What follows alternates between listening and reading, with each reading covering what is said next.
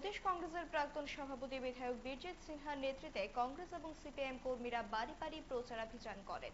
মূলত পূর্ব ত্রিপুরা আসনের ইন্ডিয়া জোট প্রার্থী রাজেন্দ্র রিয়াং এর সমর্থনে কৈলাসহর কালীপুর এলাকায় বাড়ি বাড়ি যান তারা।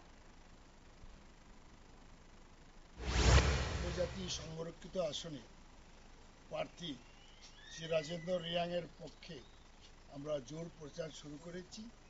আজকে আমরা কৈলাসহর বিধানসভা কেন্দ্রের 52-51 পোলিং বুথে ডোর টু ডোর আমরা মার্ক্সবাদী কমিউনিস্ট পার্টি এবং কংগ্রেস জয়েন্টলি আমরা ডোর টু ডোর প্রচারে আমরা নেমেছি এবং মানুষকে বুঝাচ্ছি যে এবার ইন্ডিয়ার জোট ভারতের শাসন ক্ষমতায় আসবে, মোদির জামানা শেষ।